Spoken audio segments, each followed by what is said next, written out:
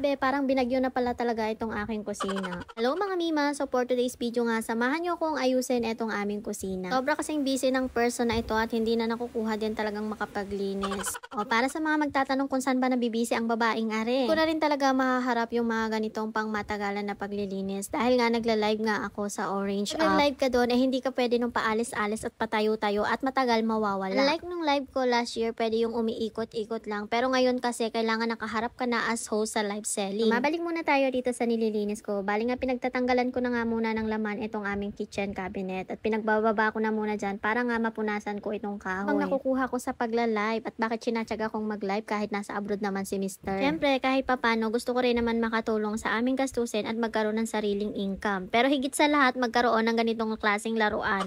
Yes mga mi, etong umiikot-ikot na to, nalagayan ko ng mga condiments ay libre ko lang nakuha dahil sa pagla-live sell at pag-affiliate ko nga sa Orange App. Magkano din to kung bibilhin ko, diba? Anyway, nag-refill na nga din pala ako nitong mga condiments kasi wala na din siyang laman. Pero madalas talaga ang ginagamit ko sa pagre-refill dito, yung mga sachet-sachet lang. Nga lang ako nag-refill ng dibote, syempre for the vlog. Anong ilalagay ko na nga itong mga inayos ko na condiments na to dito sa aming kitchen cabinet ay hindi ko masya yung mga bote. Hindi talaga siya magkasya kaya naman napamewang ang A above na ari. Anyway, ang ginawa ko na nga lang hindi ko na nga nilagay dito sa umiikot-ikot kong laruan etong ang mga nakabote. Pinagbago pa din naman kasi mas madali ko na nga makukuha yung mantika, toyo, suka at patis kasi wala nang mga nakaharang na maliliit na condiments sa harapan nila. At ito pa nga yung isa kong laruan na sobrang natuwa talaga ako nung na-approve ako dito. Ito yung knife holder from Ikuko. Ayan, umiikot-ikot din siya kaya sobrang natutuwa talaga ako dito. Tapos meron din siyang lagayan ng mga sandok dyan. Ito nga mga kutsara dito sa amin lagayan. Tinanggal ko na nga muna para nga malinisan at pahugasan ko nga itong pinakalagayan niya. At din pala sobrang kalat na dito sa aking kusina kasi marami na pala akong naipon na Tupperware at ultimong bote ng mga palaman.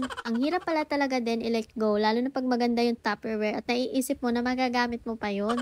Dami pa nga akong ginawa dito sa paglilinis sa aming kusina pero hindi ko na nga lang naisama yung ibang video at baka nga humaba itong ating vlog. O siya, ipiplex ko na lang ulit sa inyo itong aking mga bagong favorite na laruan dito sa aking kusina. O kung gusto nyo rin ng ganito na merong umiikot-ikot dyan sa inyong mga kusina, ilalagay ko na lang yung link dyan sa baba o kaya naman dyan sa comment section.